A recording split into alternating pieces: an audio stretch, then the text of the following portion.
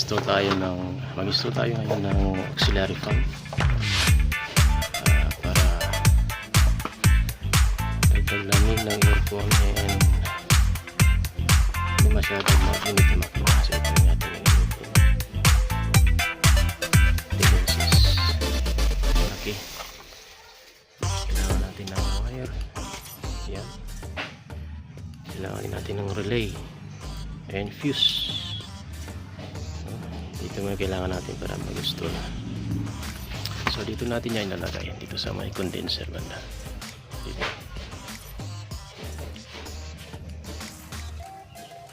Okay,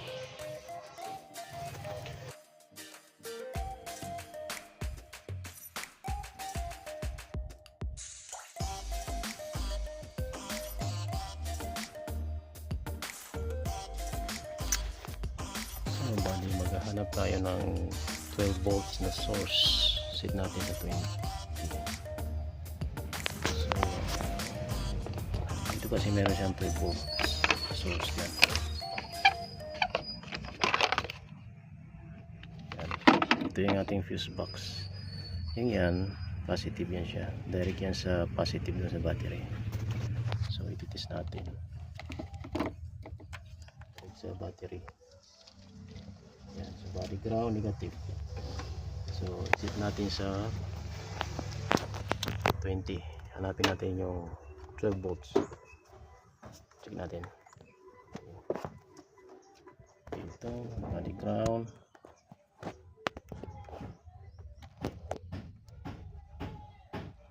Number natin. So mayroon tayong supply na 12 volts. Ito siya, direct yan positive. Kasi katawan niya is negative 12 volts. Dito tayo magtatap ng, so kukuha tayo dito ng trigger para pag engage ng compressor mag-on yung ating fan. So dito yan, ito yung trigger ng ating aircon compressor. So bali nakabit na natin itong live source natin for 12 volts positive. Ito siya, lagyan natin dyan ng fuse para iwas short circuit. So mamaya magdudugtong tayo ng kuryente dito para doon sa relay, hindi papunta sa fan. So balutin muna natin ito while nagwa-wiring tayo dito sa compressor. So baka live kasi ito, bawal ma-touch sa body. Okay, so dito na tayo. Lagyan natin dito ng connection. Ito yung ating trigger, yung kanyang compressor, yung ating white na wire. Yan yung nagti-trigger. Once na nag-on yung compressor, mag-on yung ating fan. Okay, so ito na siya. Bali ito yung nasa ating 12 volts. Dito ko na siya ilagay sa may fuse box kasi mayroon itong source na 12 volts. Lagay natin ng fuse para protection, 10 ampere. Yan, papunta ya dun sa number 30 ng ating relay. So diyan ko siya pinagapang. So bali yung ating 86, which is the trigger, na nilagay natin dito sa compressor. Pag on ang compressor, on din yung fan. So diyan ko siya pinagapang sa ilalim. Ito sa kabila, sa ilalim yan. So dito na sila, ito yung dalawa. Yan, bigay ko na ganyan para hindi maipit. Then pinagapang ko na yan sa ilalim. Doon yan sa ilalim, punta na doon sa harap sa ating relay doon.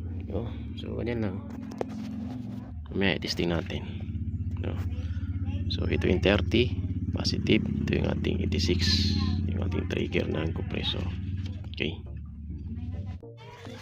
so tayo na ating relay.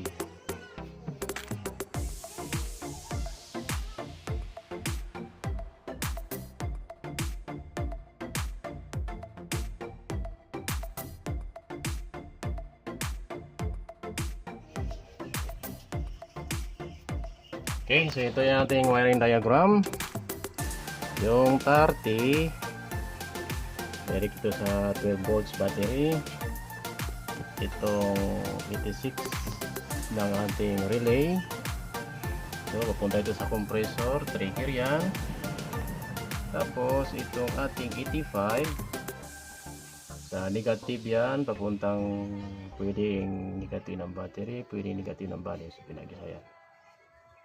Then itong ating 87 is ang ating positive sa fan.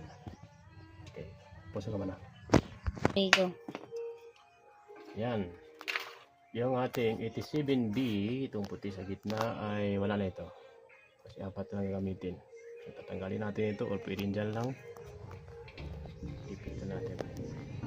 Okay, so testing tayo guys. Unang makina. So hindi pa naka-on yung aircon. So hindi yan iikot kasi hindi naka-on ang aircon. Naikot. Okay, so try natin i-on yung aircon. Kung sasabay ba siya. No? Ayun, naka-on ang aircon.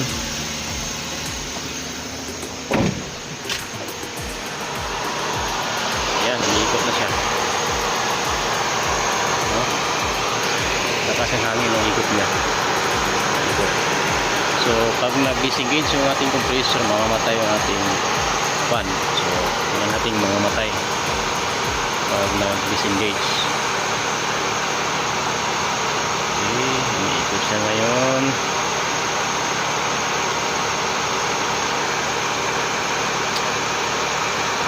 Try natin mag-disengage.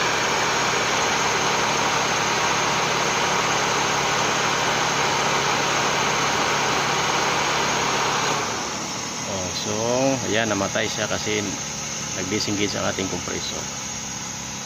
Okay. Pag-engage na compressor, iikot ang ating fan. Yun. So, ayan, tapos na. Ayusin na natin yung pagkalagay ng ating mga wirings. Saka yan, nabalutin na natin. Okay? Ganun lang. Ganun lang kasimple mag-wiring ng ating auxiliary fan using the compressor as the trigger. Ayan, namatay siya kasi namatay yung ating compressor. Ayan, sumasabayan si compressor. Okay, tapos na. So dito na natin ilagay sa harapan yung ating relay.